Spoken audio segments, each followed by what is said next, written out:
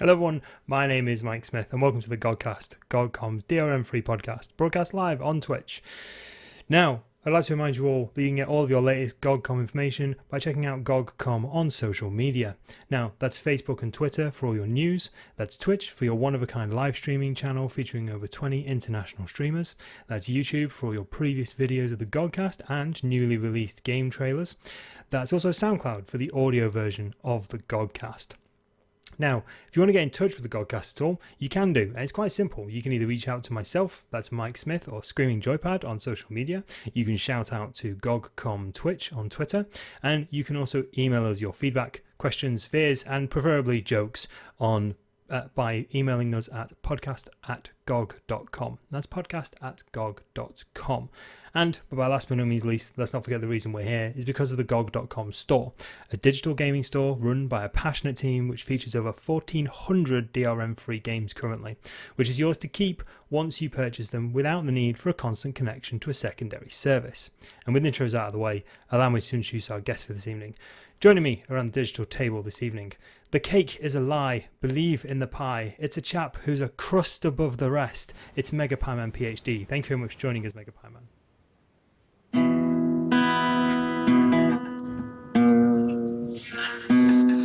I've been working on that all day. And I got it. First try. You nailed it, man. You nailed it. Yeah! Full disclosure, I had no idea he was going to do that. Literally not a clue. Okay, so as you can see by the visual display, for our audio only listeners, this won't mean much to you, but you can see from a visual display on Twitch and the videos on demand, basically we were going to have TheCroxxx online. Unfortunately, he's gone missing in action. I presume he's somewhere. I don't know where. I presume he's okay. But yeah, he was going to join us. Unfortunately, he's not available. So we've also got our special developer guests. Now, I'm going to pass over to Martina Santoro, who is the CEO of Okam Studios, who is behind Dog Mendoza and Pizzaboy. Sorry, the interactive adventures of Dog Mendoza and Pizzaboy, who will introduce the people on the other end of our Skype conversation. Martina, please take it away. Great. Well, thank you so much, Mike, for inviting us and for the introduction. My name is Martina Santoro, and here with me are the game designer of the interactive adventures of Dog Mendoza and Pizzaboy, who is Lucas Gondola. Hello. And here it's the art director of the game, that is Santiago Villa. Hello. That he is also one of the authors of the comic book series where the game is based on. How exciting! Fantastic stuff. Excellent stuff. So obviously, as you can see as well, we've also got Chat as our extra member of the stream, just because I was going to put a silly photo of a robot there and have it as Moobot, but I thought I didn't want Moobot to break, and I have a horrible habit of breaking Moobot whenever I do anything strange to it. So we're going to roll basically straight into talking about Dog Mendoza and the adventures of interactive adventures of Dog Mendoza and Pizzaboy. Now, I know only a little bit about this, but Megapieman, who is sat conveniently right next to me on stream, actually streamed it recently, so I want to know his opinions on it, basically, first and foremost. I liked it a lot. I have not read the comic book. I wasn't necessarily even aware that the comic book existed until I heard about the game, unfortunately. So I am interested to see how close they resemble each other. But I thought, the artwork was good, the voice acting was decent, and so I really liked how the game constantly kind of broke the fourth wall, like all the time. I love it when stuff does that. Excellent stuff. So, Martina, maybe you and the guys there, you can give us a bit of an overview, just for people who don't really know what the game actually is. Can you give us like a synopsis? Essentially, give us the sales pitch, if you will. Dog Mendoza is based on a universe. Actually, it's based in Lisbon. Mm-hmm. Where all these monsters and creatures from all these movies and stories that they told you when you were a kid are living underground. They're hidden from the human world. So the only connection between the monster world and the human world is this detective that is actually a werewolf called Dog Mendoza, that he solves crimes that has to do with these two worlds.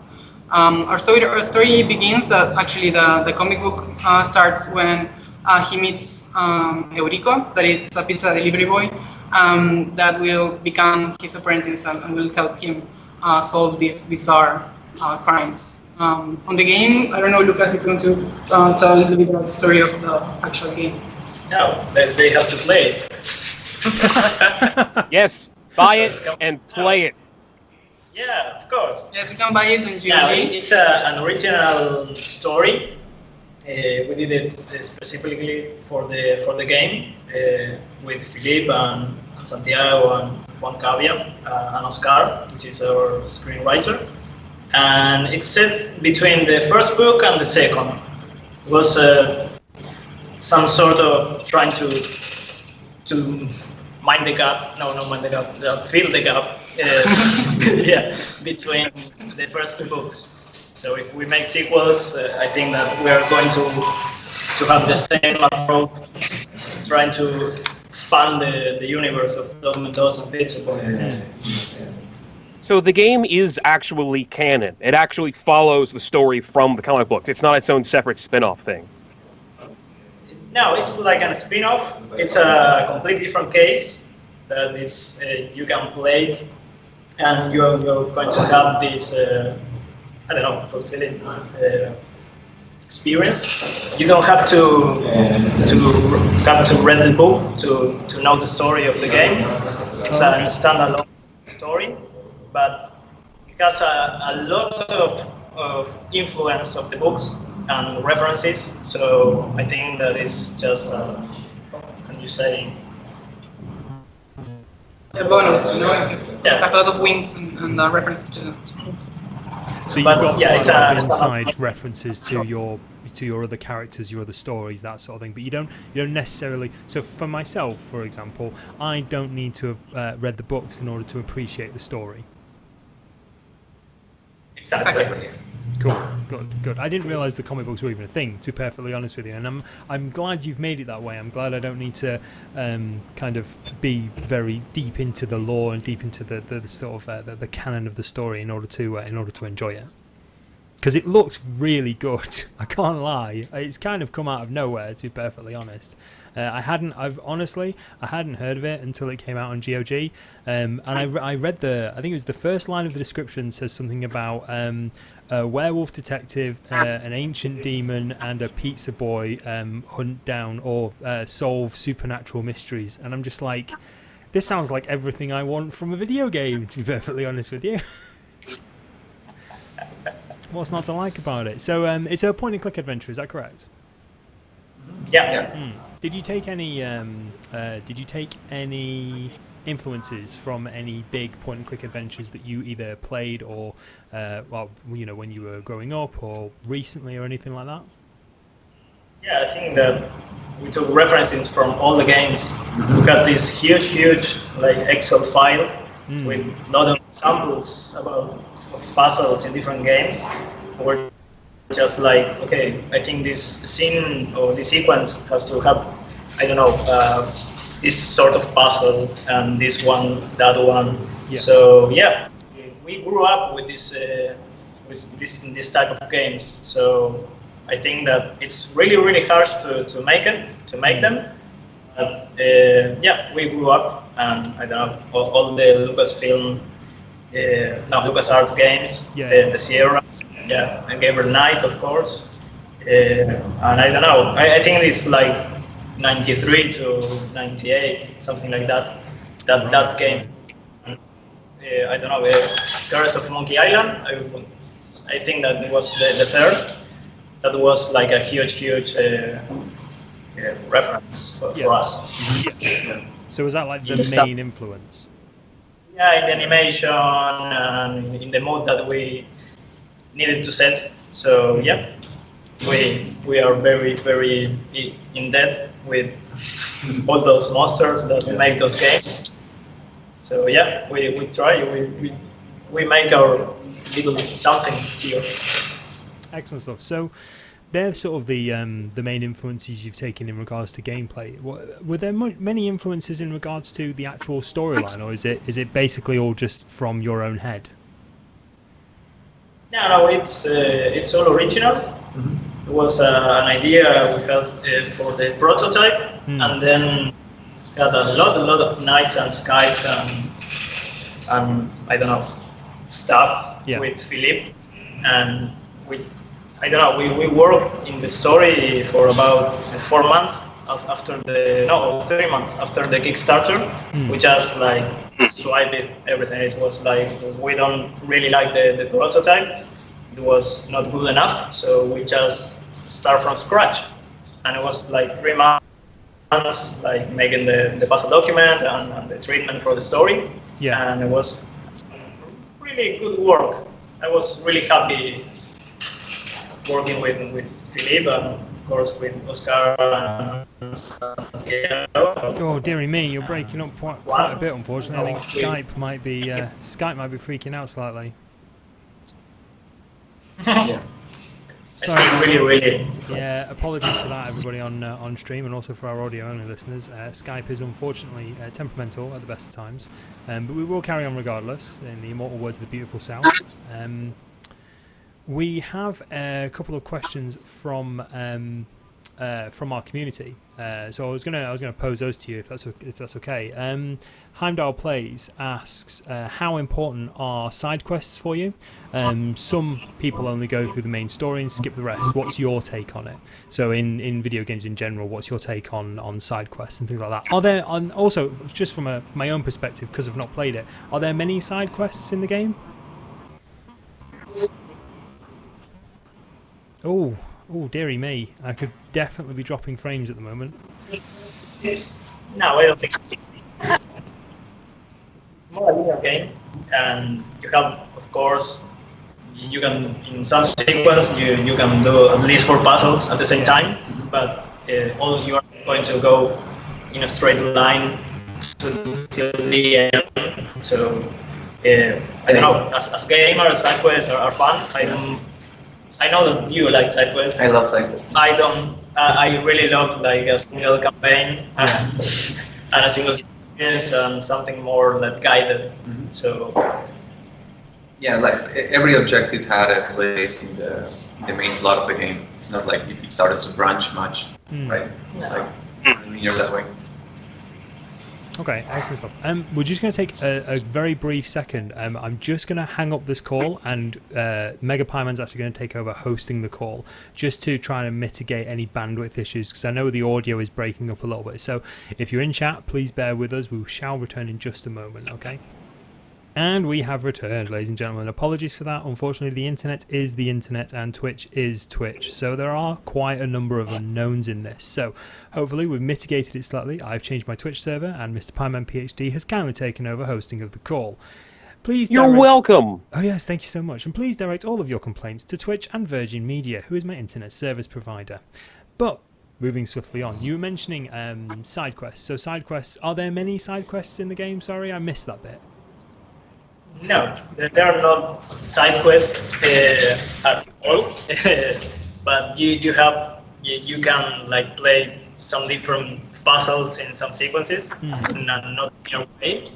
But we'll say that as gamers we love side quests. Something more like me. I'm more of a I don't know, standalone single story or campaign. Yeah. But yeah, the game is quite linear in the structure. So you are going to have this experience, and all the the mysteries are going to solve, and that's that. Yeah, we don't have side quests. Okay, cool. So it is literally just one campaign, but you may be able to do things in a slightly different order. That's fine. It kind of reminds me of Broken Sword in that regards. It's one quest line which you go down, but you can approach things slightly differently. That's quite nice. I quite like that. Are there many point-and-click adventure games that have side quests? I'm trying to think of any of the ones that I've played. I can't really come across anything. No, I can't think of any. I did think it was... Outside of possibly Telltale, if you consider those point-and-click adventures. Yeah, maybe. They're sort of, aren't they? They're not. They're probably the closest thing you can akin them to is point-and-click adventures. And then, yeah, they do have... So yeah, maybe. Yeah. Who knows? So we have another question from our community. So Mark1642 asks, how did you achieve a balance between intricate art style and gameplay, and did you make many sacrifices? Come on. What's the stage? There are a lot. I'll simply put it like this: there are a lot of things that we wanted to do and we couldn't because of scope, because we were limited about what we could do with the team we had, with the time we had, with the kind of thing we wanted to do. So we certainly did a lot of sacrifices, and it's like. Most of my work and Lucas was about trying to find a thin balance between the things that could look good and they could work for the puzzle without looking cheap, and without looking wrong. So we had to make sure that the game could still look good with the things that we wanted to do, but we couldn't do all that we wanted to do. Yeah, certainly. Yeah, we have a really thin budget, and we try to make the best out of it. So just so I can get a full picture of the development team, how many of you are there? In the studio, we're like 15. About 15 of you. Yes, but in the project there was like a lot of people involved. Working from the outside world. The outside world. Yeah, but the core team, we were a bunch, 6, working every day in the game for about 9 months, 8 months, or a little more maybe. Yeah. But we had a lot of help in the end. I don't know. Yeah. Also in the beginning, like when we made the first prototype, like 22 or 25 people worked on the prototype, and that was the game that we showed around, and the one that we shared when we made the Kickstarter campaign. So it's weird if you have to. Well, if you have the credits of the game, you will see that there is like a lot of people actually involved. Some to some, there are a lot of people involved in the development of the game, but in the beginning and in the end, but in the middle we were on the everyday basis, it was a small team, but then I don't know, the stages of development were crazy. Yeah.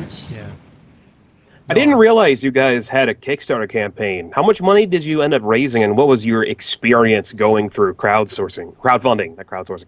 Excellent question, thank you. $10. $10. We it was a lot. Yes, a lot of people $10. You can buy a cow here or something. We are not living in the jungle. Oh, sorry. Yes, we are in Buenos Aires, in Argentina, so I don't know if you knew that. So we made a Kickstarter campaign, and we were asking for $30,000 US dollars, and we got 31. So we were in the very last minute. Yes, we actually thought that we were never going to make it, and send like this super sad update to everyone saying like, well, it was a good run, but it's over. And then like our backers, they went completely nuts. I mean, they are amazing backers. They went to like every other project on Kickstarter and to the social media, and they started to, like make people notice our project, and if you see like the chart of people actually backing the project, you see that it's kind of like this, and suddenly the last day it goes up. And that is the case sometimes, isn't it? Yeah. And doing the Kickstarter also helped us like get a lot of people, attention, from the outside world. So we actually got to work with the people from Deep Silver and Koch Media. We actually developed a little bit a bigger game with actually the adequate voice dubbing and also the platforms and the localization. We got to work with Koch and make a better game than the one that we had planned for the Kickstarter. And with us, obviously, you got to work with us. Let's not put that down. Okay, so we've got another question from chat. So the Grows asks, how closely did the developers work with Juan Cavia and Felipe Melo? I believe they're the names. Yep. Well, the authors of the comic books are Juan Cavia and Felipe Melo and Santiago Villa, that is this guy here. Yep. So it was pretty close because, well, we have Santiago in the studio. Yeah. And he's one of the partners of the studio. Juan Cavia is living in the same city, but then, as Lucas was saying before, Felipe, he's from Portugal. He lives in Lisbon. So they spend like 1,000 hours on Skype, and then, well, Felipe came to Argentina last year and worked with the team like for... He came for around 2 weeks, and we worked like a lot. Yeah. Reviewing the script, all the puzzles. It was really great that time when he came here, because he got to play the alpha version, and he was amazed. It was really great seeing this guy, who is one of the authors of the comic book, playing the game, and he was like a child, like really amazed. It's amazing, and he was preoccupied about the work that we were doing here. Yeah. So he told me that. Yeah. Like, I went down to Argentina, like, they're making a game. We are friends. Yeah. He was like, I don't know if these guys are going to make a great game, and it was really reassuring. There was no real trust in the project, you know, and when he came back here, he was like, you see, it's real. We're doing a video game about the comic book, and he was like, oh, whoa, and it's like he spent a while playing the game till he really got to make the idea that it was real, you know. He was playing. It was real all of a sudden, that sort of thing. It wasn't just an idea that someone had and they realized it might actually have legs. It might actually be a really good game or a really good adaptation of the comic books. Yeah. Excellent. I just want to say I love your art wall behind you. Oh yes, the behind the wall is broken. You know, so You're trying the to... wall. We don't have a wall. The real wall's not there. It's got so many holes in it from just throwing chairs around out of frustration of the game. In an Hung open. pictures up just to make it look better. It's called bug testing, Mike. Yes, it is. Try to test a bug, just punch a hole in the wall, put some art over it, it'll be fine. Yeah, totally. There's actually a hole there, so I'm going to do like... There's actually a hole in the wall. Fantastic. Quickly move the camera, just avoid the holes in the wall. It's fine. So, do you believe this is going to be the start of, without asking how successful the game actually was, because obviously that's quite private information, do you believe this is going to be the start of a series of games? We hope so. Yeah. Certainly, yeah. Yes, a lot of people is asking for it, so we are pretty... No happy spoilers, and, I haven't finished the game yet. Don't tell me how it ends. Yes, no spoilers. Obviously, we want people to go out, purchase it on GOG.com and play through it. But it does. I really like the look of it. I love the art style. I love the way it. I don't know. There's something about it. Well, it kind of captures that comic book art style, because they even have sections where they have like panels that show up for cutscenes and that sort of a thing, and I really like that. It keeps that aesthetic. Thanks. Yeah, I mean, we try to really demonstrate. Demonstrate. Demonstrate? Okay. So we tried to demonstrate that it was from a comic book, you know. So we thought it was a good way to do it. You know. And actually, a funny thing is like the first series of comic books that the guys created is actually inspired by the old Monkey Island and I don't know, the Day of the Tentacle games. So it's like kind of like Inception. You're going full circle. Yeah. The comic inspired by game and the game inspired by the comic book inspired by the game. So it's a nice. It's when I was painting the comic books, I used to have these color key references about Monkey Island for some of the colors. So these are right now having an adventure game of the book. The vignette research, it was very useful to do cutscenes, you know, because as we said, we're a small team, it was a thin budget, and we had a lot to tell. So it was a good tool to do it. It really served us well to demonstrate how it was. Yeah. the comic. Yeah. Cool, excellent stuff. It kind of reminds me of the old Discworld video games. I don't know if anybody played it. Anybody in chat or anybody here played those? But they were my kind of some of my first experiences with the sort of point and click adventure genre, because I got into them quite It's late. a heck of a game to start with. I hear that game is really stupidly hard. It was ridiculous. It basically taught me everything I needed to know about point and click adventures. Is use every item on every other item and every single pixel in every single screen. You were just clicking each individual section of each screen with each item. It took you about an hour to progress one part of the story, unless it was ridiculously obvious. Well, that's something that I kind of appreciate about Dog Mendoza and some of the more modern point-and-click adventure games, is that usually, I think Dog Mendoza it's either you hold spacebar or you press a button, it'll show you all the hotspots on the screen, so it'll show you what you can click on. Right. It won't tell you what to do with it, it just says you can interact with it. Oh, that's and very I useful. appreciate that. Yeah. It's not going out and being like, do this thing. It's not giving you a complete hint, but it's giving you a little bit to nudge you on. Yeah. Oh, Well, Rare. People are complaining about that. Yeah, you have a hint system in your game. Your game is like really short, but you're the hints. yeah. Come on. Yeah. But If you're going to use the hints to get through the game, of course it's going to be shorter than if you don't use the hints to get through the game. Sorry. No, we talked about this a lot the last couple of days, because while we were reading these critics, it's like there is it is very difficult to have a game that is approachable to all audiences, since it will be mobile also for it.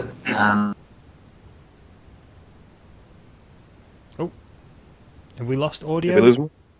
Still there? I think we may have lost your audio temporarily. Oh. I also don't know if they can hear us, in all fairness. Type something in chat. I will do. Smash your keyboard. Panic! Everybody panic. Quick, get your guitar. I can do that. Want me to do that? No, what I would like you to do, though, is I'd like you to give us your impressions of the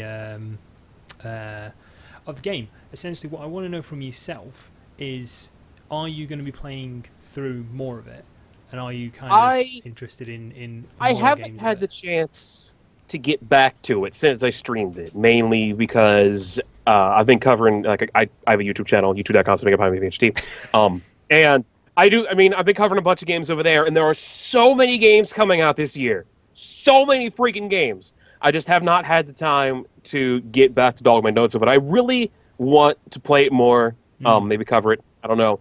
I really enjoyed it. It's got a good sense of humor. I mean, it's got a good amount of artwork. It's really cool to hear that developers say that it's inspired by a game like Monkey Island. Yeah. Because, I've never played Monkey Island, but if I were to play one, I would imagine it would feel like it. Yeah. It's got from what I've seen of people play the Monkey Island games, it feels like that kind of a thing. So it's cool to hear that it was inspired by that, because it actually shines through. Hello there.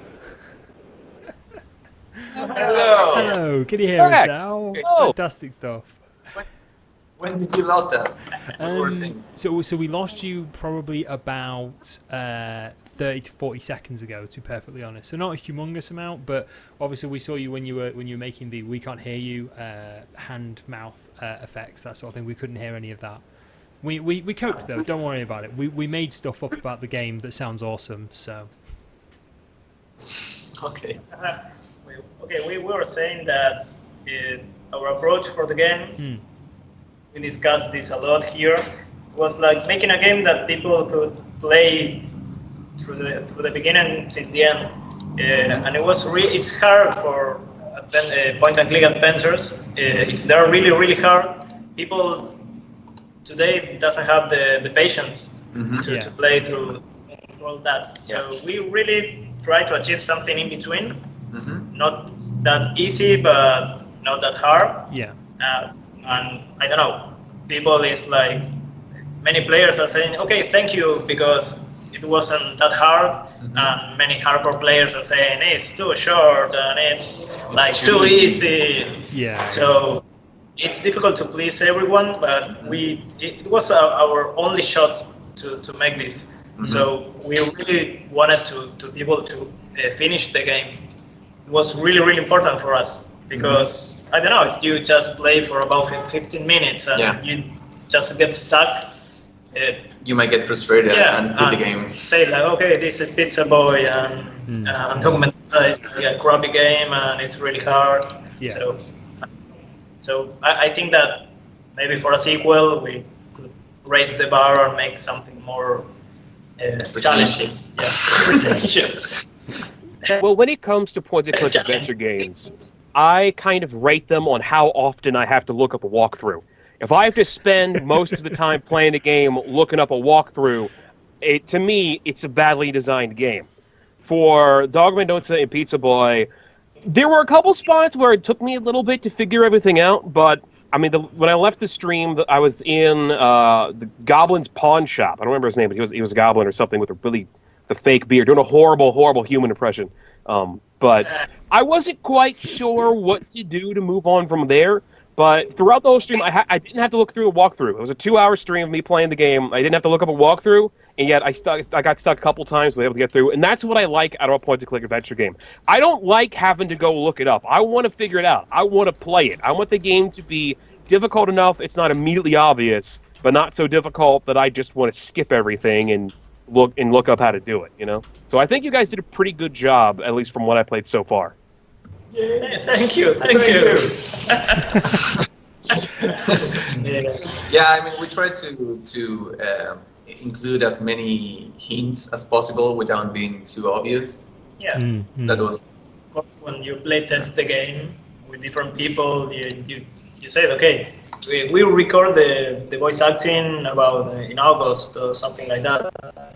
And when we were like play testing the game or debugging, it was like obvious that some puzzles hadn't this type of hints in dialogue. So it was like, okay, what do we do? It's like people are, I don't know if people are going to get this. So and we just, I don't know, we make something for that. So it's difficult. I now know the struggle to make a puzzle game, a point-and-click adventures, and I'm really, really amazed how people in the past and in the present make these games. They're great. There are some really, really great puzzle designers, and it's really harsh because you have to think about the puzzle and the story at the same time, and it has to have this kind of coherence. Is that the word?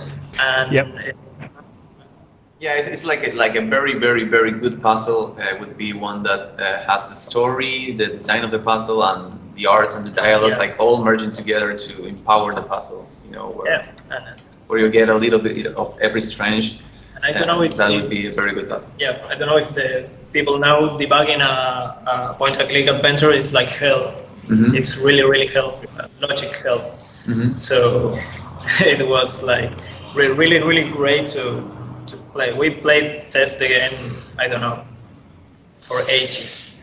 So we really know in which spots the I don't know, the puzzles are weak and which puzzles work best now. But yeah, experience is like that. So I think if we make a sequel, maybe we can raise the bar, as Santiago said, and be pretentious. Yeah. No.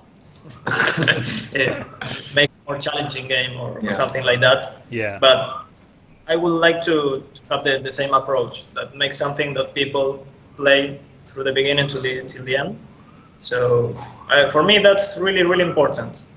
It's like going to the movies and going half through. It's like, what's happening?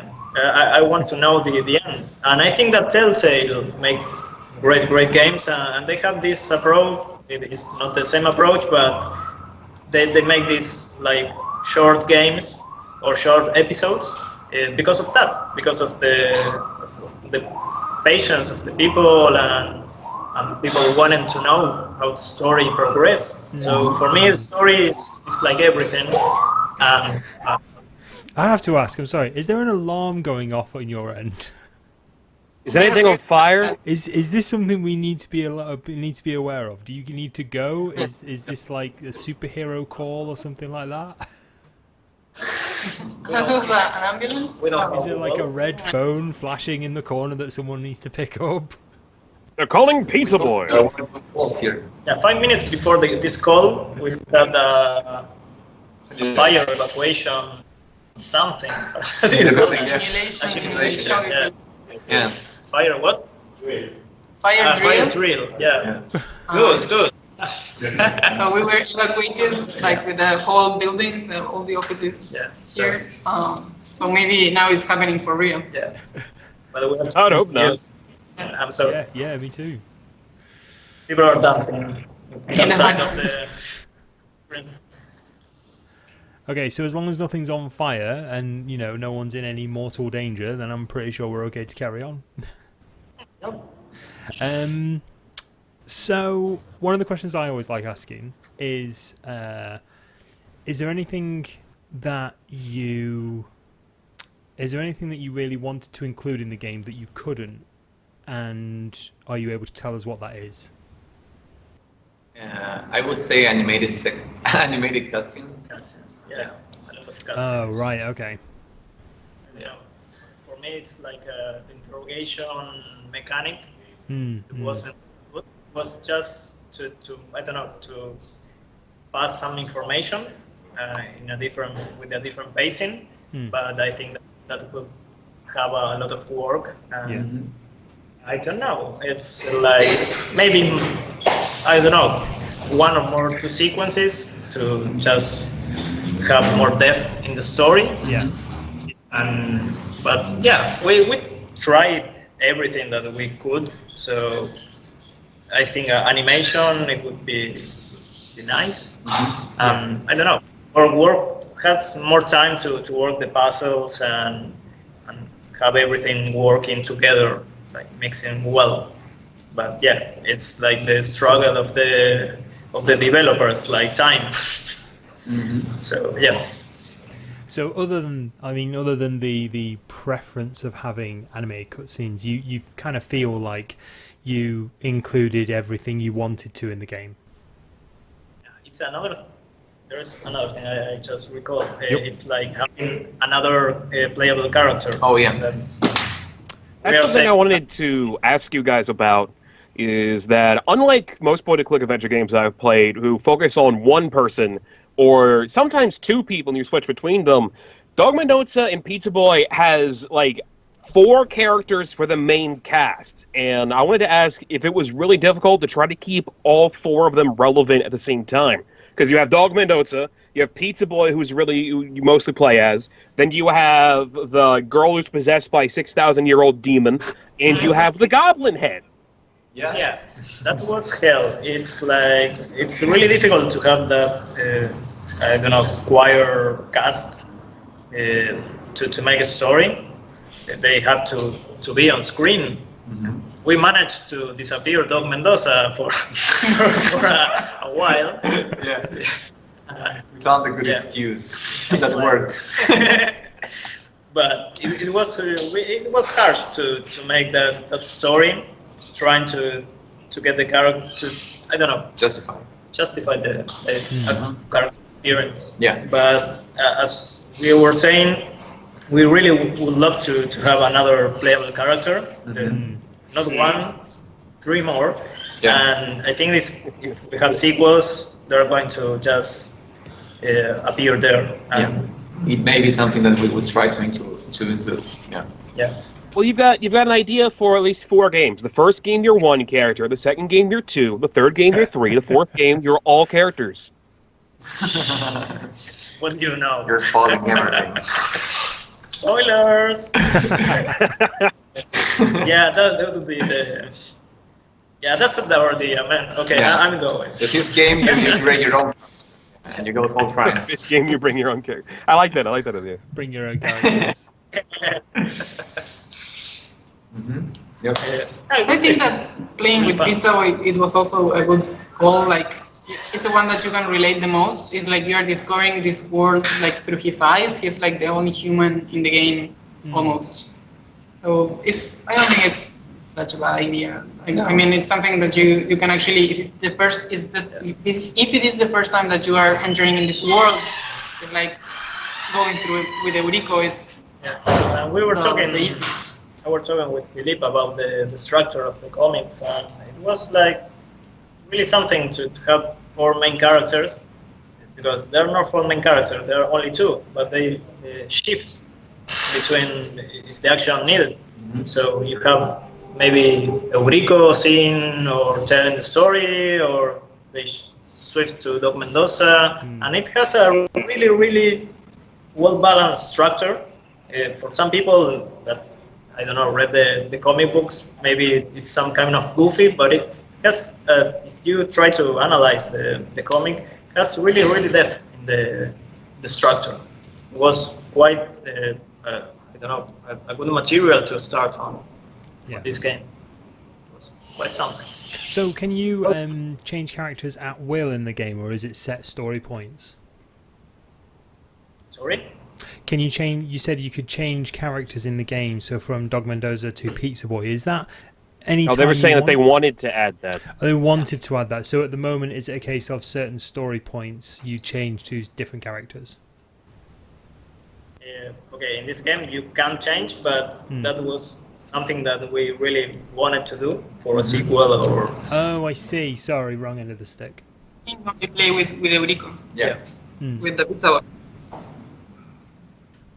Excellent stuff. Well, I genuinely really love the look of the game. And like I said, for a game that I wasn't really aware of it until it came out, and it kind of came out sort of under the radar for a lot of us, especially here on the StreamTeam, because we heard about it quite late in its release. So it kind of came out, and we also went, "Oh, what's this?" And it was just a bit of a strange one, to be perfectly honest, how it kind of just sort of appeared suddenly one day, but. I don't know. Normally, it's a bit of a shame. The game had a couple. I was following the games. It was always like for months. It was in the upcoming releases on Steam. I know I said the S word. I'm sorry. But for a long time, it was in that upcoming section, and I was kind of worried about it since it seemed to have a release date and then not, and then have a release date and then not, and then have a release date and not. So I'm glad that you guys were actually able to get the game out. Yeah. Yes, actually, that also had a lot to do with actually working with a publisher, especially as big as Koch Media. We had to work with someone that actually knows what is going on the publishing world. So originally we were meant to release the game around Christmas time, and it was kind of like suicide because all these huge games were coming to all these platforms and competing with them. It was completely nonsense. So I think that, well, first when we made the Kickstarter campaign, we were aiming May 2015, and then we started to work with Koch, and we had this opportunity of actually making a better game with all this localization and voices and all this content made for the game. So we pushed the dates to Christmas time 2015, and then these huge games were announced, and then we push it to March. They launch on the 8th on PC and Mac and Linux, and in a couple of weeks we're going to mobile too. So I believe it was having a better fighting chance to actually have the opportunity of being featured and participating in interviews with amazing people like you. That in any other time maybe would be like just focusing on other titles. Yeah. Excellent stuff. So I kind of wanted to ask, it's a bit of a broad question, I understand this, but what's next for you guys? What are you currently sort of working on at the moment? Is it just a case of you're sitting back and relaxing, or is it just a case of you're now working either on your next project or feedback from the community, or what's happening with you guys at the moment? We're currently working on the mobile ports. Hopefully they will be released sometime April. And then, yes, I don't know, having feedback from the community, it's been great. We are hearing comments from people all around the world, like, I don't know. So overwhelmed. overwhelming. Yeah. And then yes, of course, we always have new projects on our sleeve. Yes, there are a couple of things that we are really in love with. Some of ours are IPs that we developed, and others are for third parties. But yes, I don't know if you want to add something else. We would love to work on a sequel for Dog Mendoza and Pizzaboy, that's for sure. That would be really, really nice. Working on actually 2 more. The guys have been Working on working 2 on more. Interesting. That sounds a little bit like a GOGCast exclusive right there. We can't say it really. No. Spoiler alert. No, it's not like that. We would love to, but Yeah. So is it at the moment? Have you just got enough ideas floating around that could essentially fill 2 games? yeah, Yeah. of course. We have Philippe, and he has a lot of ideas for another stories for the comic, and yeah, material. It's not a problem. It's not a problem. Yeah. But finding that idea, the really good idea for a sequel, that could be, I don't know, hard, not hard, but challenging. Yeah. Excellent stuff. Excellent. Well, I genuinely really enjoy the look of the game. I've already wishlisted it on my GOG account. I'm probably Buy it. I've been paid, so I'm probably gonna go buy it. yes, please buy the game. Please Buy it, play it, love it. At least pirate it. People need to know what I'm saying when I'm talking about this game. And I always hate when I'm talking about it and like, what's that? What do you talk? I don't know what that means. It's like, come on. Yeah, we need to get the message out, because I don't think enough people know about the game, and I think it's a bit of a shame that not enough people are talking about it, because it does look like a little bit of a bit of a gem, to be perfectly honest with you. Oh. Nice. That's right, ScreamingJoypad, professional suck up. Yeah. Well, thank you for that. Yeah, that's Thank you very much. So we are. Okay, we can give some codes for you to give away to your followers, and that sounds really good. talking about it. Yeah, that sounds absolutely fantastic. I tell you what, I will contact you after the GOGCast, and we will talk about that, and then we'll give them away on social media and also in the chat room as well. But we'll have a chat about that afterwards, definitely. Obviously, if you're listening to the audio-only version of this, you best tune into the Twitch broadcast, or at least the video on demand, to find out exactly what's going on. Yeah, so if you've got any questions, if chat have got any questions for the developers of Dog Mendoza and Pizzaboy, please get them in now, because obviously we're coming to the end of the first hour of the show, and this is the end of the sort of the developer interaction, basically. After that, we'll go, just Pyman and myself, and obviously chat, we'll basically talk about games and probably cannibalism for several reasons, and Slime Rancher and things like that. You're ruining all the surprises here. Those are not surprises. Those get mentioned every time you're on the GOGCast. I'm sorry. I've definitely started to worry about you. And not enough to actually do anything, because I find it quite amusing. But yeah, so at the moment, the interactive adventures of Dog Mendoza and Pizzaboy looks lovely. It's based on a series of comic books. How many comic books is it based on? Is it still an ongoing series, or? It's a trilogy. It's a trilogy that was published by Dark Comics in the US and the UK. Yeah. And there is Dark also Horse. Yep. Mm-hmm. Dark Horse does pretty good stuff. Oh, Yeah. ooh, really? They Yeah, publish interesting. Mike Mignola, Hellboys, and Star Wars, and Buffy. I got the Goon. I love the Goon. The Goon is one of my favorite comic book heroes. And 300, yes, they're a really cool publishing company. And the guys got to publish. Actually, the third book came out a little bit while ago, and the Untold Tales is like a backstory. Is also published by them, so it's like actually like 4 books.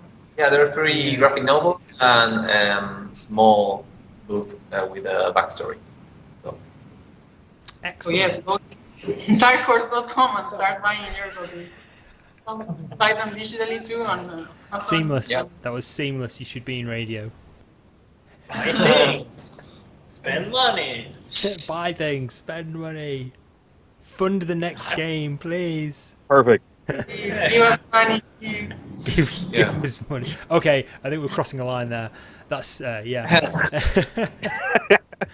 Okay, cool. So we're gonna wrap this up. Just mail the money. Just put it in an envelope and mail it. Don't do that, please. We take no responsibility for anything sent in the post. Speaking of posts, you guys got like contacts or anything that people can use to follow the game, your Yes, pets? you can, actually follow us on our Facebook fan page. It's Okam Studio, and then Dog Mendoza, it's dog/Pizzaboy. And then on Twitter, you can find us also as Okam Studio and dog dot Pizzaboy. Yeah. Or it was the other way around. It was Pinterest. You pick your next Instagram, where you can something. pick your Yeah, picture. there Yeah, you you're just pimping out your own social media channels. Nobody here does that. Clearly, don't forget you can tune into Twitter at /ScreamingJoypad for all my latest tweets. Okay, so yeah, what I'm gonna do is I'll Concise, focused, good. Brilliant. Yeah, so I just wanted to thank you again for being on the show.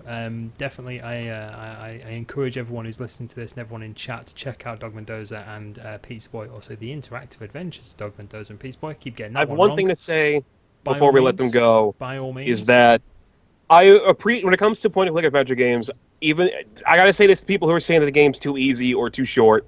I appreciate one that I can finish. There was a game a while ago that I played called Randall's Monday, that was a long point-and-click adventure game, and it was a hard point-and-click adventure game. Even though they built hints into the game, it's just too long. I got to a point where I just didn't care about the game, and I stopped playing it. I haven't seen that with Dog Mendoza yet, so I think, it's got the Pie Man seal of approval. I don't know how much that means to anybody, but there you go.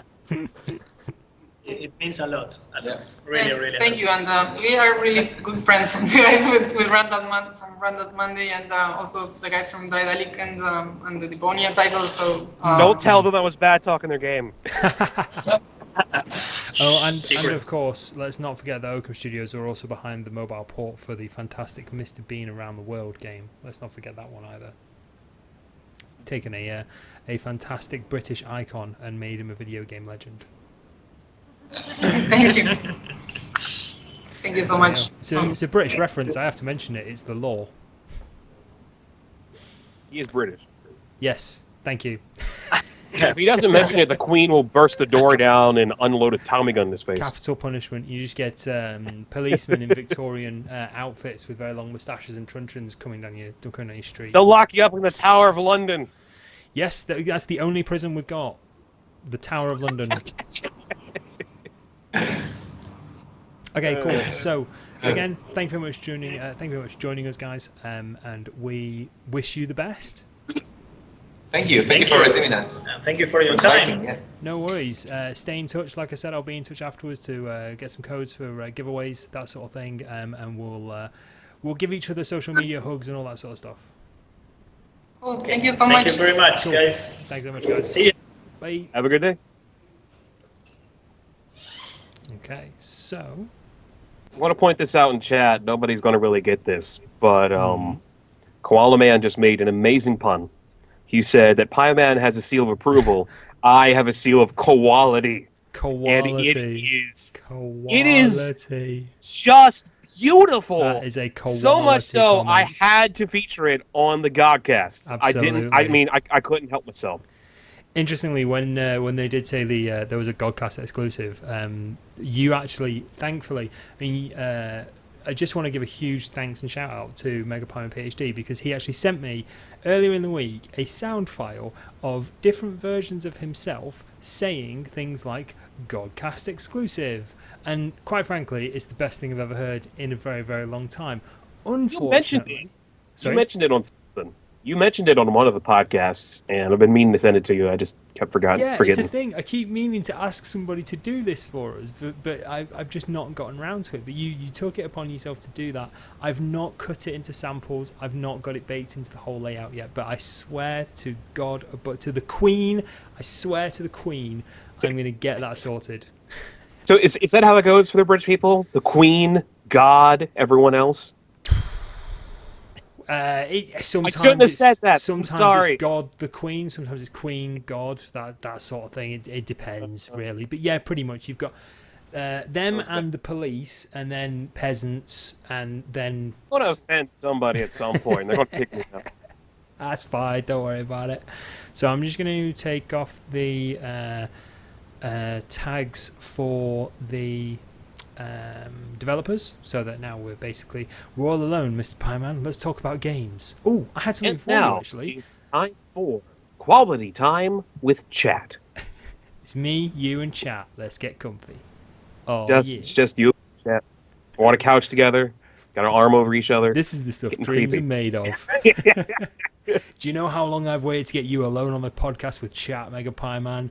Months. That's how long. I'll context. That's going to be weird. Yeah. So there's a game available on different platforms called Downwell. Downwell. Now, fortunately, that is a Devolver game. It is a Devolver game.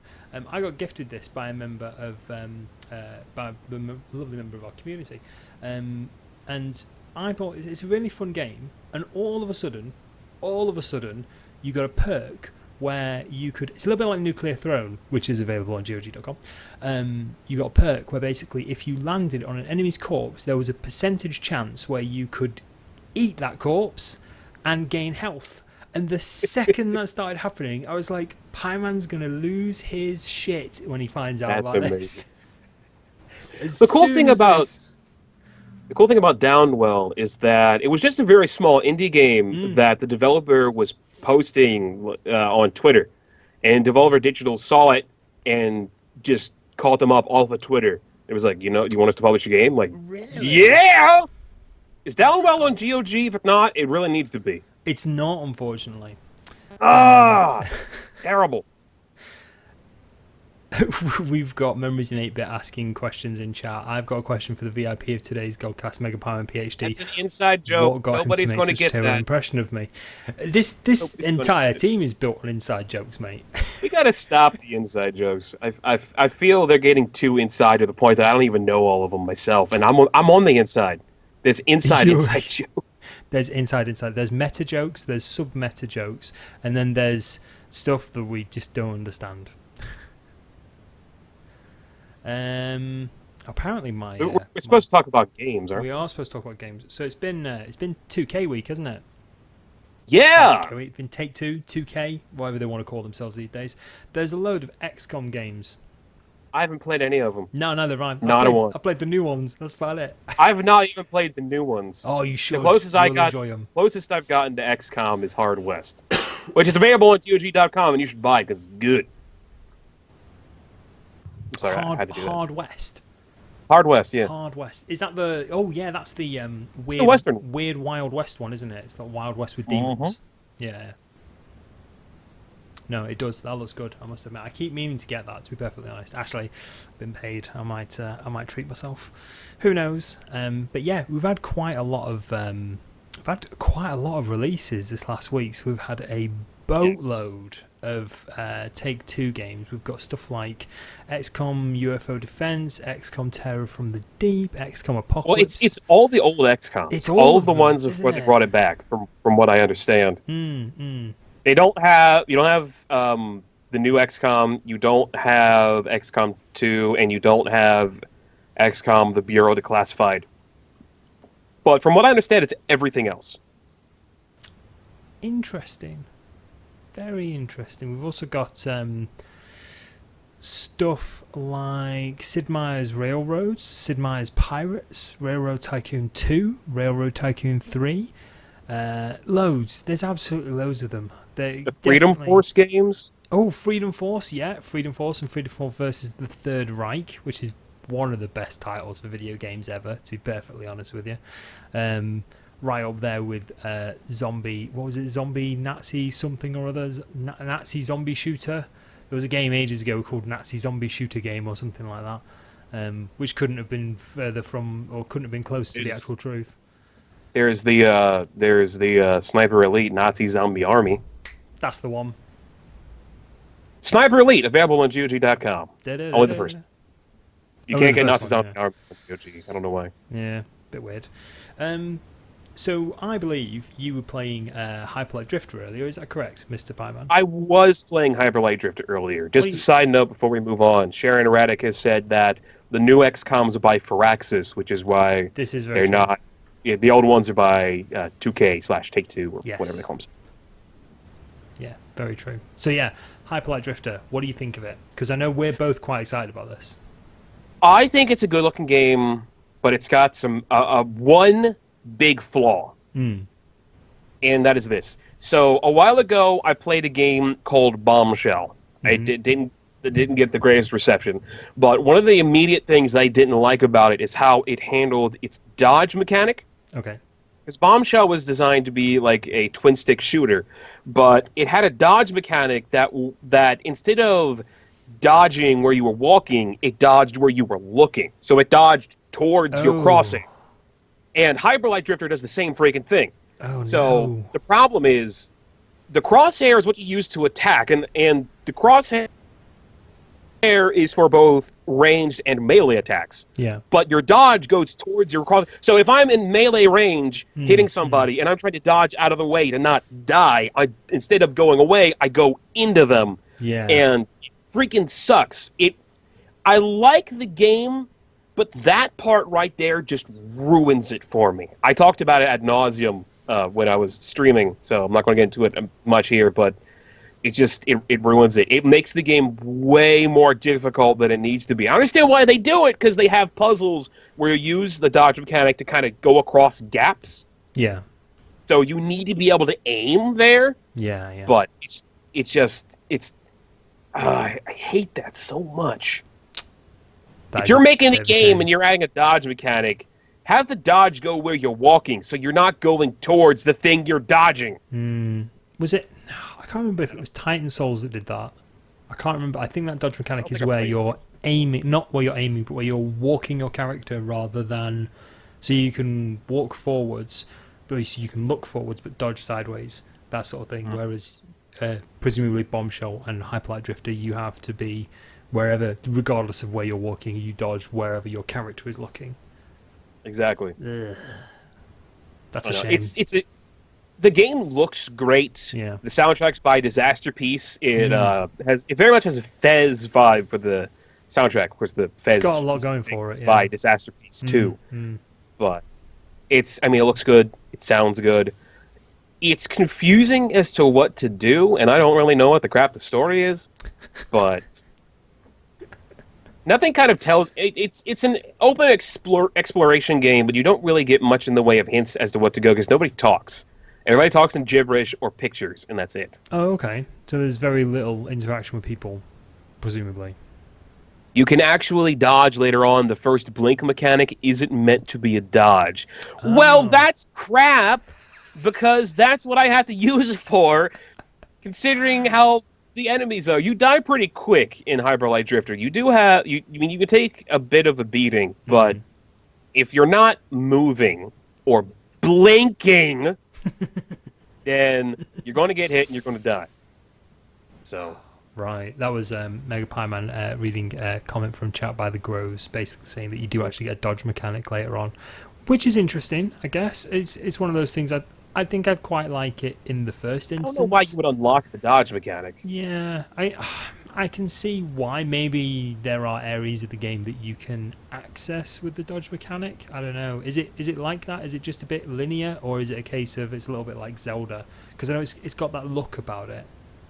Well, it is and it isn't. So, from what I played, you get to this hub area, and there's 4 branches from that hub. Yeah. It doesn't tell you which one to go in. You only have to figure this out by going in those directions. But there's only one direction that's not locked off, You can go and collect some stuff. Well, I don't know what they're actually supposed to be. They look like mugs, the little yellow mugs. I don't know what they do. You get 4 of them, you get a thing. I don't know what it does. I've got 3 things I got from collecting 4 of them. I have no idea. I can't buy anything from the shop because the game doesn't use money. It uses what the crap. I don't know what the crap is. So it doesn't do anything to really tell you what's going on, which is a bit annoying. But eventually, through exploration, you'll figure out which way you can go. You go through that area collecting 4 pieces of a diamond shape, and from what I got 3 pieces of that diamond shape, and I had to fight a boss to get the 4th one. Yeah. So it's not like one dungeon you get in Zelda. It's sort of a dungeon broken up into 4 pieces, which is kind of cool. The game also mostly saves every time you go to a new room in the dungeon. So if you die, which I did a lot, 1, I'm bad at games, so there's that. 2, the whole thing with blinking, I'm not going to talk about that anymore. But thankfully, if you die, you're not set back that far. Sometimes you're set back a room or 2, but generally, checkpoints are pretty frequent. Okay. Well, he's alive. I'm the Joining dark us in voice the podcast from studio, it's TheCroxxx. Yeah, I am. Oh dang! I totally forgot this. I get invited by some people. Time zones? Yeah. How okay. are you? I'm just Also, my complaining watch about broke. This is horrible. So essentially, Croxxx has just joined us. Hello. We are now currently talking about games that have been released this week. We were talking to the interactive adventures of Dog Mendoza and Pizzaboy's developers from Okam Studios earlier on. But at the minute, we're just kind of going through the running order to sort of talk about what's been released, which is essentially tons of Take-Two stuff. Hyperlight Drifter. We've got Minecraft Story Mode as well, which is, I don't know, I've not even watched anybody play that. So I don't even... 5 came out. Sorry? Episode 5 came out recently. Is episode 5 already? Yeah. Wow, that's quite cool. I don't know if that's the last one or not. Don't know. Interesting. I should sit down. I think, did Vlad play it on Tuesday in the Tunnels? I don't know. I thought Matt Cat may have played it. Oh, I don't remember. I'm gonna have to find one of the videos on demand where people play it, just because it's not the sort of game. I'm not a Minecraft fan. It's not the sort of game I would really play. Well, it's not a Minecraft game. It's a Telltale adventure game. Yeah. I like Tales from the Borderlands. I like that one. That was fun. Good. That's the only one I played. That was very fun, I must admit. That is actually the only Telltale one I played. I've not played any of the Walking Dead ones, unfortunately. It's really, really good. Are they really, really good? Everyone keeps telling me this. Everyone keeps telling me they're like a benchmark in Tales video from the games. Borderlands was fantastic. I don't know about The Walking Dead. I haven't played them. But they're available on GOG.com. They're indeed available on GOG.com. Thank you very much for that. I actually think I've got it on GOG.com. I've got them. I've just not played them, which is a bit weird for me. Actually, it's not. I've got those and I've not played them. But another game that I'm actually almost itching to talk about that has been released this week is Don't Starve Shipwrecked. Actually, I think that was released today, in all fairness. That's the DLC for Don't Starve, right? I think it's standalone. I can't remember. I want to say it's standalone. I haven't played Don't Starve since the beta? The free beta they had on the Google App Store? Wow, that was a while ago. That was long ago, I think. I think that might have been the last time I played Don't Starve. Oh, no, it's been a long time. I know it is. I don't remember. It's like Reign of Giants. It is DLC. I thought something told me it was standalone content. I'm not quite sure what. Something in my head told me it was standalone. Don't Starve Together standalone. That might be what you were confusing it with. That's what I'm confusing it with. Yes, that is what I'm confusing it with. But yeah, Don't Starve. I liked Don't Starve, but then they added so much crap. I got lost and I stopped playing it. I liked it when I could understand it. It does get very confusing very quickly. It's like you are essentially. I drop into a game and I'll be fine for the first like 15-20 days, and then I'll get past all the environmental stuff, and I'll get past all the random events, that sort of thing, and then I'll just kind of I don't know, something will take over me, and I'll just sort of wander off in a random direction looking for resources, and I'll always end up walking into like a lair of something, or I'll find like I won't spoil anything, but I'll find one of the things that means that you go somewhere else, that means you eventually die, essentially, because where you go is quite difficult in the game. Is that a worm portal you're talking about? Sort of, yeah. There are worm portals. Something There are like also caves as well, so you can kind of go spelunking. So you basically fall into a cave, and if you wander around, you have to kind of remember where the entrance was, because there's not like it's not a cave entrance. You just kind of fall through a hole in the ground. So you have to kind of remember where that hole is, if that makes sense. Otherwise, if you start walking up, you just get lost and die. The biggest problem with Don't Starve for me, Minecraft didn't really have this sort of an issue, but Don't Starve, I love how it's randomized, but it's got that problem that a lot of randomized games have, which is the loss of progression. Minecraft, you could play Minecraft on hardcore, and if you died, you lost everything, but you didn't have to. Don't Starve, from what I understand, is always like that. And the problem I have with that is that it's very easy to die in Don't Starve, especially when you have no idea what's going on because the developer added something new in a patch this week. And then you lose it all. You gotta start over. It's sort of like that. I can only start over so many times. Yeah, maybe it's supposed to be like that. I know it's supposed to be like that, but for me, after a while, I get tired of the start over thing. Yeah. No, I mean, starting over is fun, but then when it's doing the same things, although you can craft hats in that game, and I appreciate that because hats are very important members of society. Actually, interestingly, hats, yes, they And you can grow a beard, and the beard you grow is crafting items you use to make other stuff. You can make like a beard hat or something like that. It's weird, and I like it. Fun fact, the beard actually protects you in winter because the seasons change, and if you don't have a beard, you freeze quicker if you don't have a beard. Only if you're... I think Wilson's the only one who can grow a beard, the main character. Yeah, Wilson's the only one who can grow a beard. But Wilson is basically, you always kind of you're stuck with Wilson as the first character, and you always kind of have an affinity with Wilson. Although I think Willow's probably one of my favourite characters. I always played as the lady who caught herself on fire at night. Willow, yeah. The problem with that is I ended up burning down a lot of... I tried to make forests, and then I would burn them down. That would suck. You would always end up just saying... One of my plans for how to not die was find a forest, burn it down, and then collect all of the animals that died in the fire and eat them. Because hunting was too difficult. I could never catch the freaking turkeys. The turkeys were horrible. Oh, you never killed them. So you just went for the solution, hunting them with fire. Yeah. Right, I just burn it down. Just burn it down. Just burn it. Okay. Don't go back.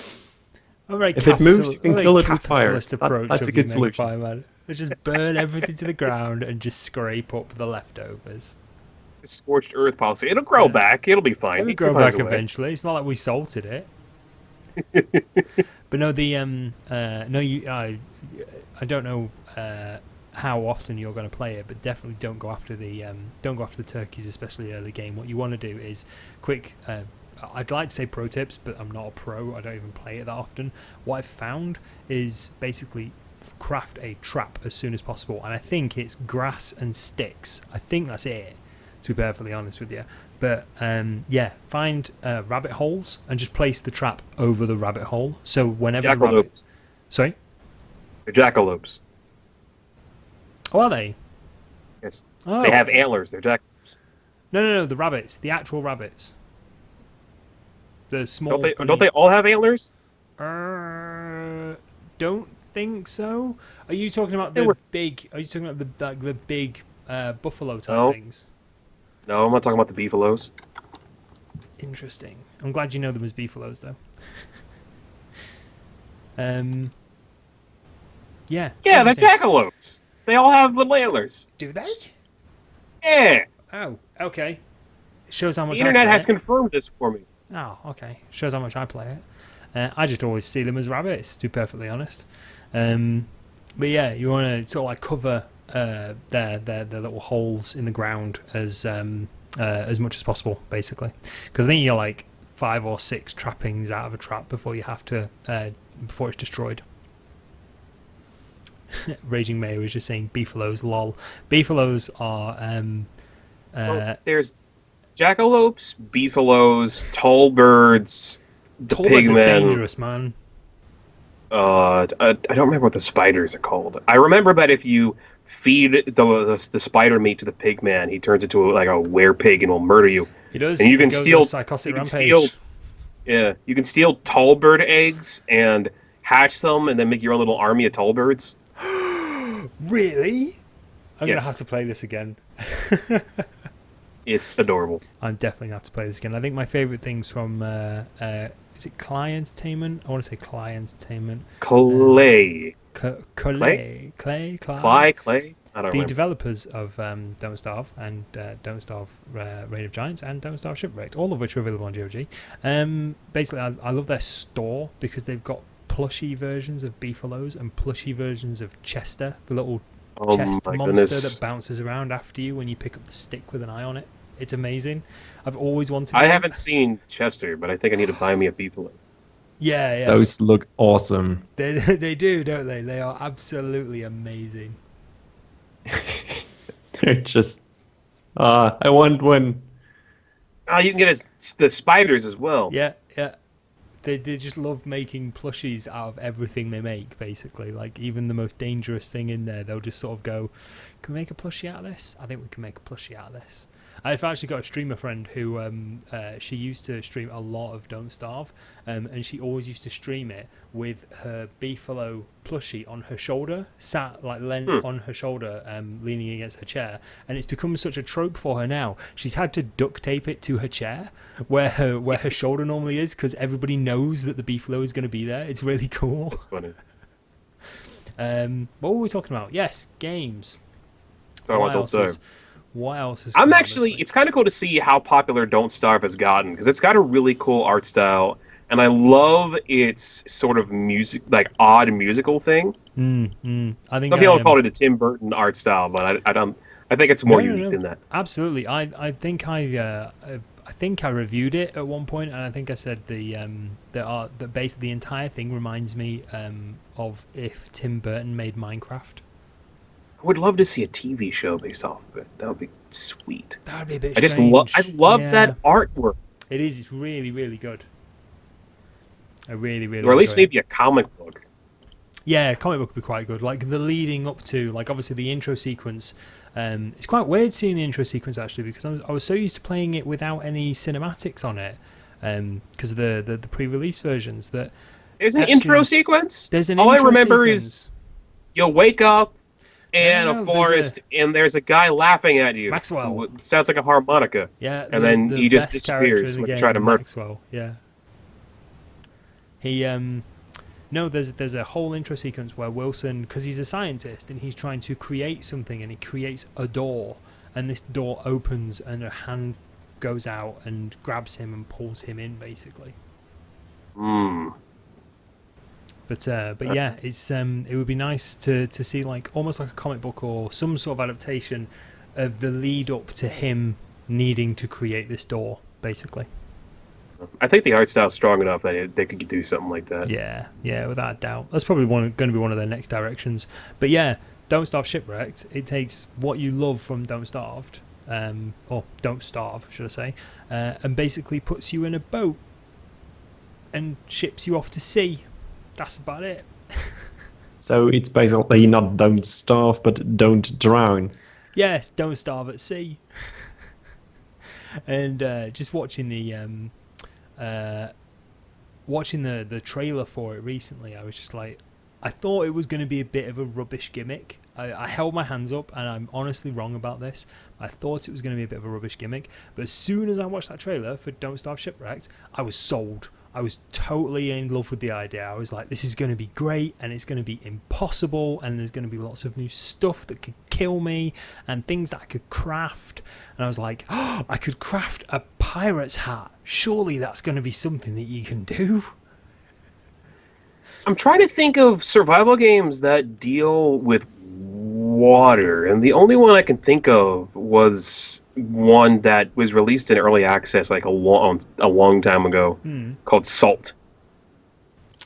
Oh, And that is vaguely literally the only one I can think of that had like a water ship thing. Yeah. Actually, I can think of Subnautica, I think it was called. Well, that's underwater, not on water. But it has a main theme of water. Flame in So the Flood. Yes. Yes. If you're going to consider Subnautica, I guess you could throw Far Sky in there too. Yeah. Yeah, it's very true. But yeah, I'm very excited about Don't Starve Shipwrecked. I've got to admit, I think I'm going to be sinking a lot of my time into it because I've sunk a lot of my time into Don't Starve and Reign of Giants. Reign of Giants just gets stupid, to be perfectly honest with you. Like, good stupid, but stupid. So I'm interested to see What kind of roof do you have to use to deal with a Reign of Giants? Sorry? What kind of roof do you have to use or umbrella to deal with a Reign of Giants? I imagine it would ruin most of them. You just have to live underground, like deep, deep underground. Doesn't seem like the good thing. So what else has been released this week? What have we got? We've got, is it Kunung? Kunung Legends of the North and Kunung 2 by 1C Publishing. I haven't got a clue what that is. Well, it's a literally have 1C idea. publishing game, so I'm not even I aware of don't- what they've released. 1C publishing is kind Go. of going the way of crap. But let's take a look at this thing. It looks like a CRPG. Ooh. I don't Tikanjia in chat know anything else asks, about Tikanjia mentions in chat, you can even play as a one-legged pirate that can't drown. He wakes up on shore if his boat gets destroyed in Don't Starve Shipwrecked. Is that like easy? Aye. That's like easy mode, That'd really, be a isn't good it? idea there, matey. That'd be my pirate voice. Okay, pirate. Pirate. Moving on. Nice. Yeah, so Kunung Legends of the North and Kunung 2. It has a 2.5 on Metacritic. It has a 2 on GameSpot. It's got its It following, has an though. 8 on Steam. Well, there you go. Certainly got its following. We've got Star Yes. Wolves 3. Star Wolves, just for those people who can't understand my accent. Not Wars. Star Wolves, like the small... Well, it's not a small animal, but like the animal. 3, Civil War. Star Wolves. Star It Wolves. looks like a space sim or a space strategy I game. would assume it is, yes. I know nothing Possibly. of it, though. taking a look at that, it seems like, yes. The sequel to the popular 3D space RPG with deep strategy and tactical elements, original large-sized scenario. There you go. There you Space go. game. Like space games, play space games. Get involved if you like your space games. It's one for Mr. 8-bit for space. Or Dizzy. Now. Or Dizzy, yeah, Dizzy, one of our fantastic community. What else have we got? Where am I? I'm lost on the list. I'm definitely lost on the list. Sea Dog. Sea Dogs Caribbean Tales. That sounds like a Get bit it? of a Tails, cause they're dogs. I'm sorry. Sea Dog. I'm not sorry. I'm not sorry. I'm sorry. I'm not sorry. Sorry, not sorry. This looks like a interesting combination of like maybe a third-person action game and Sid Meier's Pirates. There's a lot of pirates. Didn't Sid Meier's Pirates come out this week? Yes, Sid it Meier's- did. Sid Meier's Pirates is Sea part Dog. of the Take-Two shipment we got given. Sea Dogs has one review on GOG, calling it the weakest game in the Crosshairs series. It's got a 2 Oh, of 5. well, that's unfortunate. That one review by that one person, but I'm sure it's got its strengths. I haven't played it, unfortunately. I like the idea of the of large, not open world specifically, but large kind of third person sea adventure games. There's something about that. I think it's ever since I played Assassin's Creed 3. One of the Assassin's Creed games where you got a boat. Assassin's Creed 4 and Assassin's Creed Rogue had it. I didn't play much of 4, but I loved Rogue. I want that, but not as in Assassin's Creed, you know? Yeah, absolutely. I also played Raven's Cry, which tried to be that, but was just awful. Just awful. Oh, I just remember where I goodness. know the name Cox Sea woken Dogs up. from. Yep. Actually, some years ago, I played a game. I don't know. It was just titled Pirates of the Caribbean, and apparently that was supposed to be the sequel to Sea Dogs.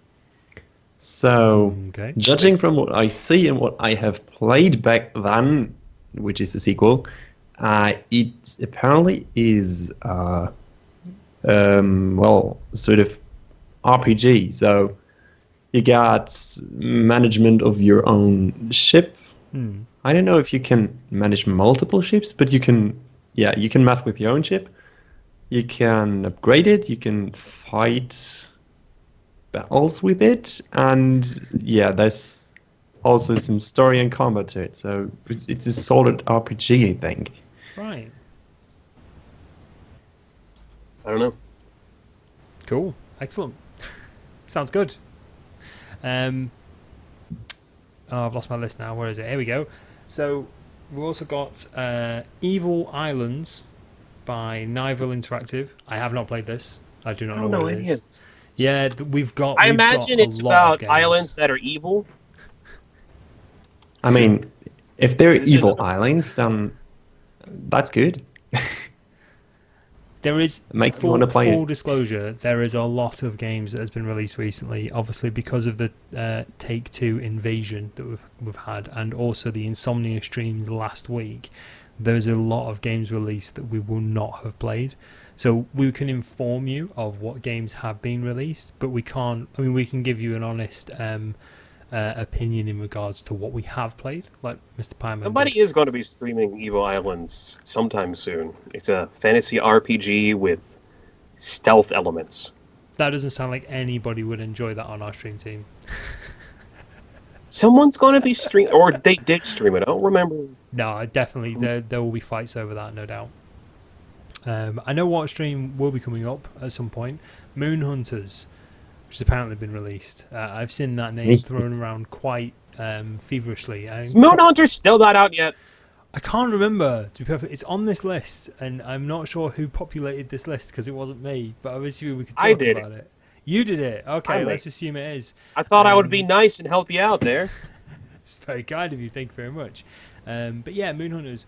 People streamed Moon Hunters on the channel a while ago. It is coming out. Not 100% certain when it is coming out, but it is coming out. Am I right in thinking that TheCroxxx, were you part of that Moon Hunters stream? I have been, yes. Yeah, and so was I. I can already tell that I will probably be again. So yeah. Moon Hunters, yes. Rocks. Hype. Moon Hunters hype. Moon Hunters hype.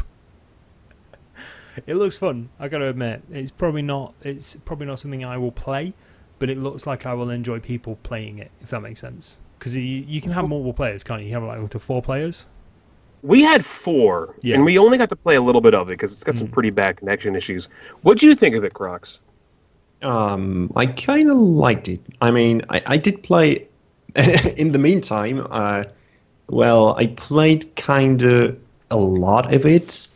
Also, yeah, single player, and yeah, there's a lot to discover actually. So you can unlock new characters, and there's new areas you can unlock. I don't know.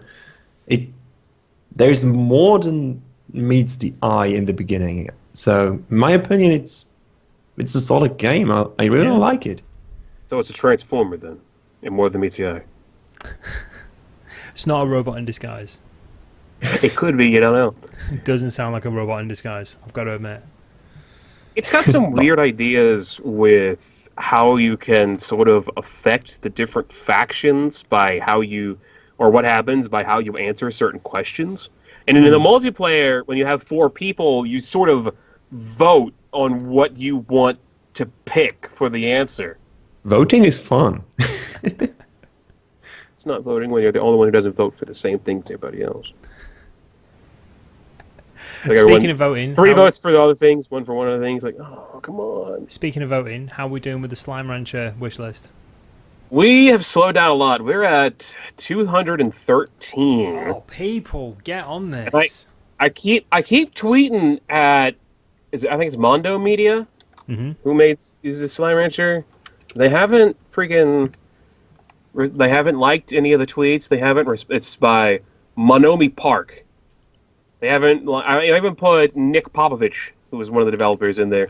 I got nothing going on with these guys. Yeah. I'm feeling sad, and I'm thinking I might have to start moving on to trying to push another game onto I thought you were going to say more drastic measures, like sending them letters.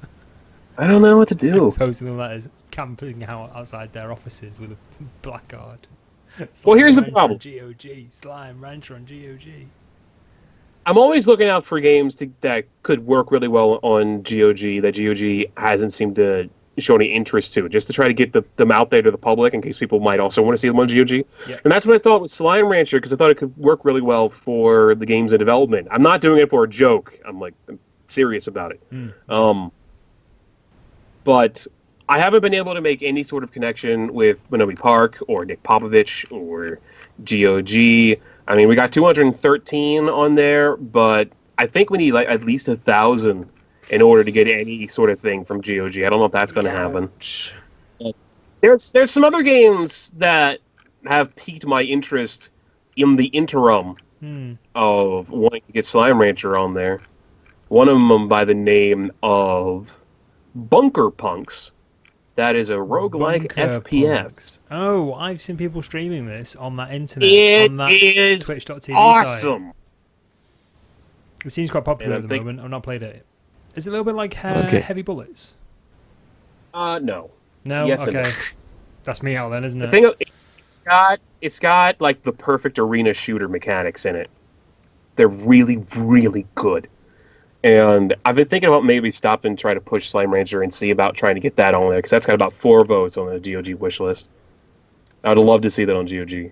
But I'm going to link this in case anybody wants to vote for Slime Rancher. You can go to GOG.com/wishlist/games/Slime Rancher and vote for it if you want to. Tweet Monomi Park. Tweet at Nick Popovich. I'm starting to run out of energy here to figure out exactly. Starting to run out of steam. I almost said steam, yeah. I'm starting to run out of ideas. See, on what I get to that do. use of the word. I don't understand what you used it for earlier, though. What do you mean? When you mentioned another gaming platform, I was like, "What's a Steam?" Oh, okay. I get you. Anyway, come on. I want to play your game. Come on. What else we got? Come on. Oh, as I just smacked my microphone stand because I'm a true pro. Let's have a quick look. So we've got. Just double check, see if we can actually talk about these. Come on, website. Well, there's up and running. Come on. Oh, let's go for it. If we get in trouble, we get in trouble. Right. So we've got Ashes of Singularity, which comes out on out of Games in Development by Stardock, which sounds good. I gotta admit, Stardock do some pretty decent games. Ashes of the Singularity is like a crazy, in-depth, real-time strategy game. Yes. I like real-time strategy, but I cannot play them. I can't play them. I've never been able to play them. I'm all right with them. I like them, but they've got the sort of the aesthetic and the story, for want of a better word. Like, my motivations have got to seem reasonably genuine, not just like, oh, go build this colony or whatever, or go and build some robots or some rubbish like that. If it's proper, if I feel a bit more engrossed, then I'm okay with it. The problem I have with them is that they tend to feel overly complex. It's like, I played Dawn of War for a while. Dawn of War has like 9 factions, each with their own unique ways to build things, each with their own unique sort of units, and you have to figure out what units of every faction is better than the other unit of the other faction. It's rock, paper, scissors in space, mate. It's insane.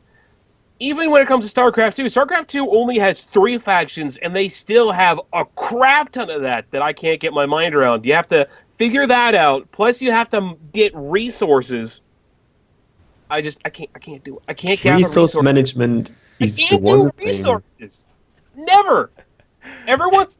Anytime I play against somebody, they have a massive army. I've got like 3 dudes. Same amount of time, same stuff we're doing, but they're building like 5 bases, and I've got like a soldier. Paimon, we should join forces. It's the same for me. I don't get it. It's infuriating. Okay, so people are saying that the stream is buffering quite heavily and questioning whether or not it's actually on. So what I'm going to really quickly do is I'm just going to drop the stream, change my Twitch server again, because Twitch is being Twitch right now, and we'll be right back in a second. So bear with me, everyone. What? What thing? You mean the thing about GOGCast being number 5 on Game Show Talking on Twitch right now? That's it. That's the one. Yay! 5th highest gaming talk show right now on Twitch. Oh yeah. We're gonna beat Co-option Podcast. Yeah. They stream on Tuesdays, not Thursdays. Yeah. We don't have to worry about competing. Yes. Fantastic stuff. Yeah. So we should be back now. Unfortunately, people were saying that mainly the stream was dying, and I was having a look at the preview as well. Obviously, audio only listeners, you won't care about this bit. I was having a quick look at the preview as well, and it was buffering quite heavily, and it was pausing and glitching out. It is Twitch. I swear to God, my internet provider is rubbish at best. Virgin Media, just in case anybody wants to direct their complaints towards them. However, it's yeah, it is just Twitch. I've changed my settings. I've changed my Twitch server again, so everything should be fine now, at least for the time being. But apparently, it just doesn't want to. It doesn't want to play ball at the moment. It does not want to play 8-ball. I got to admit, it does not want to play 8-ball right now. So yeah, we're trying our best. It is live television, ladies and gentlemen, across the interwebs. So yeah, it is what it is, and we are where we are. But anyway, you were ranting about RTSs, Mr. Pyman. Please continue. Huh? Oh, I was just saying that I can't play them. That's about it.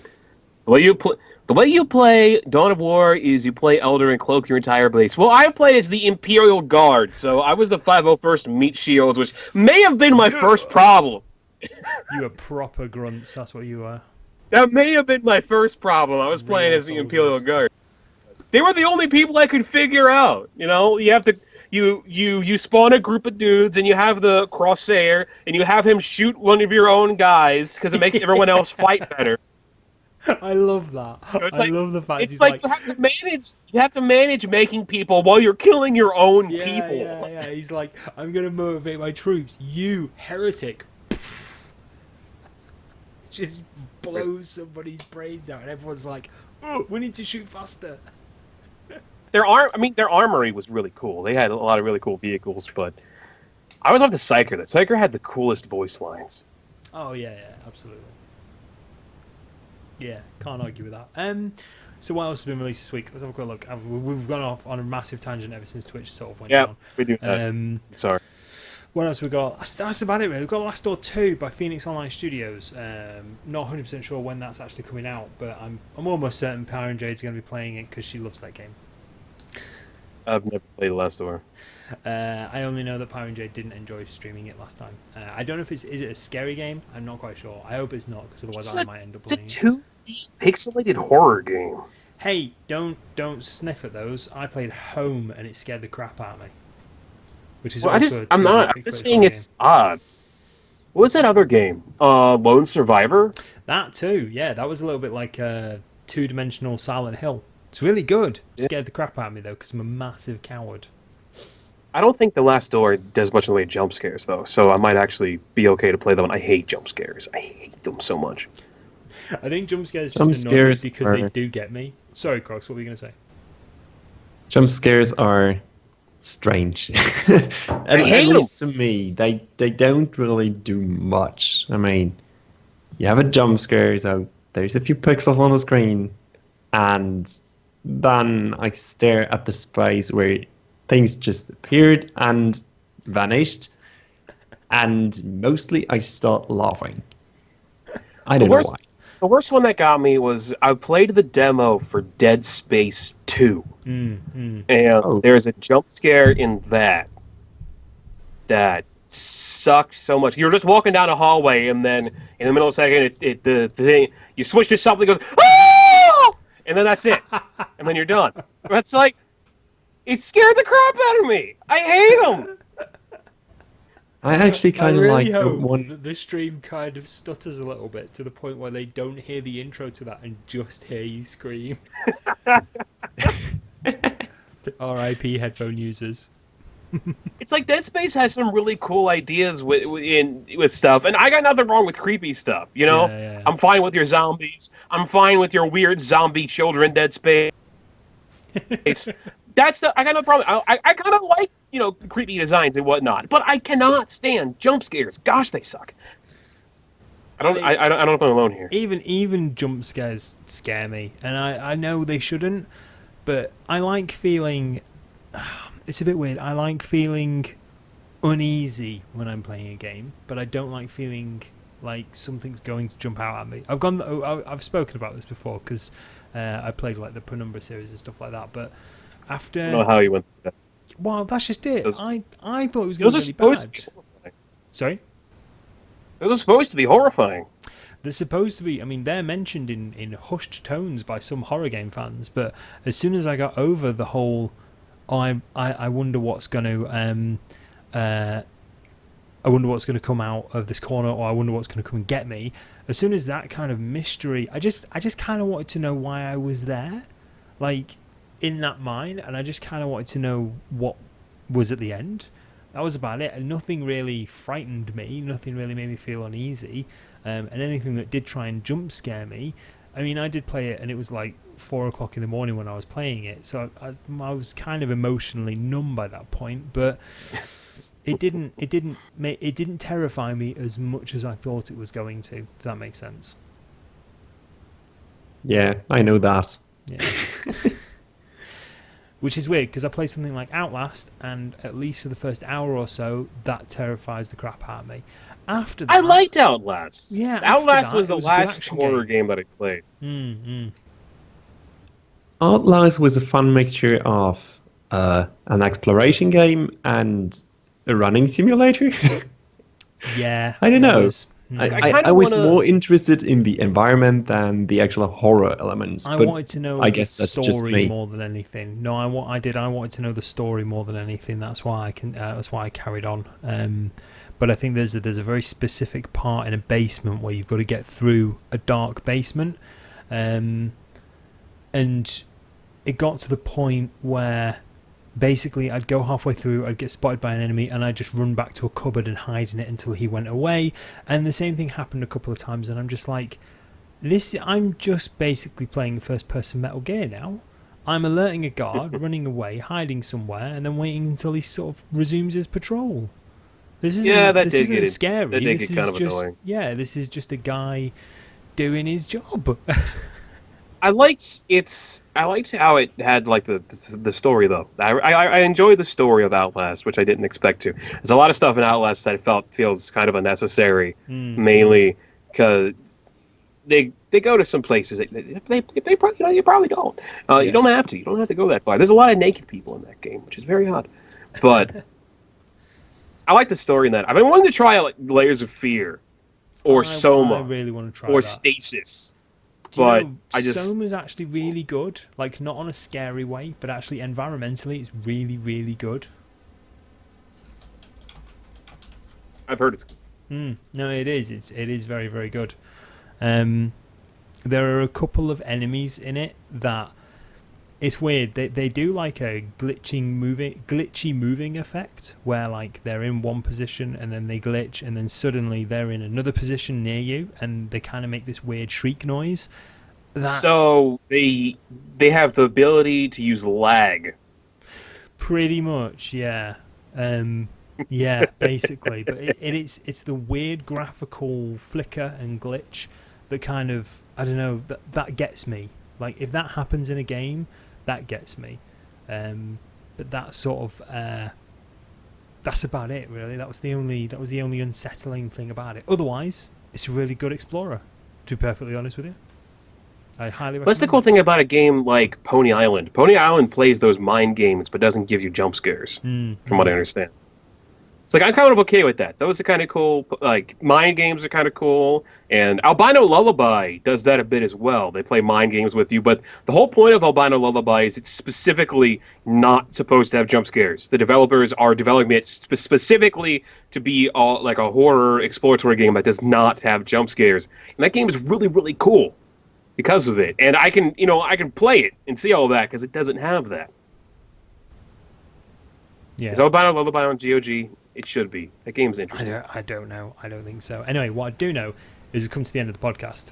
So, yeah. No! Yes. Curse you. Don't worry. You can be on next week's as well. Don't worry about it. Actually, what date? It might be too much of me. What day is it? Interesting fun fact that I've just remembered. I'm not on next week's podcast. You're not? I'm not on next week's podcast. I'm at a UK press event. So any of you Then UK who's people, doing next week's podcast? you are. Oh, joy.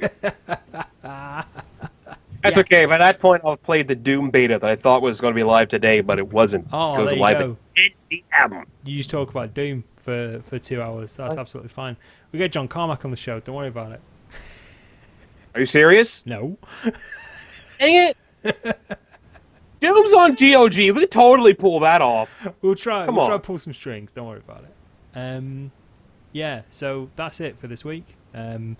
Again, I'm not hosting next week because I'm at a press event. If any of you UK-based people or international-based people are at the RESD convention in London at Tobacco Dock, look out for me. I'll be the person in this hooded top behind me that says ScreamingJoypad on it. And I'll be the person wandering around looking a bit lost playing video games. That's about it, really. Just take a screenshot of him and print it out and take it with you and hold it in front of your face when you're going for everybody. Like, is that it? No. Is that him? No. Is that no? No. Oh, there he is. I did have one person once walk up to me and say, "You don't look anything like your Twitter profile picture." And I'm like, my Twitter profile picture is of a joypad. I'm not quite sure what you were expecting. Did you expect me to have buttons on my face? I'm not quite sure. I don't know what to say about that. No, it's really weird. Anyway, yeah, we're going to sign off. We were talking earlier about the interactive adventures of Doug Mendoza and Pizzaboy. Highly recommend people check it out on GOG.com. So what were we going to say, Mr. Pyman? I just quickly used subliminal messaging to tell people to buy it. Buy it. Buy the game. Buy it now. Buy it quick. Yes, it looks good. I'm definitely going to check it out. It looks really, really interesting, and it's got a really nice looking art style. Thanks for joining us, Mr. Pyman. Mm-hmm. And also for the last hour or so, thank you very much for joining us, Croxxx. Yeah, I'm sorry again for you being sound like late. you're out of breath. I sort of it was, well, unplanned. I actually planned to be here on time, but things happened, and Yeah, my so watch what? broke, That's why and the show's everything always got late. worse. But, well, okay. Anyway, So, yeah, we're thanks gonna for wrap having up. me. For the Twitch viewers, don't forget to check out Matt plays Chrono Wolf as he's playing Undertale after this. Also check out YouTube for all the previous podcasts. This one will be going up, hopefully, if I can glue it together with all the internet issues we've had, or rather Twitch issues, it will be going up sometime tomorrow, so make sure you check it out tomorrow evening on youtube.com/GOGCom, and also the SoundCloud page, soundcloud.com/GOGCom. And that's about it. Check out GOG.com for your DRM free games. We will see you next time. Stay awesome, and thanks so much, everybody. We are out of here. Bye. Goodbye.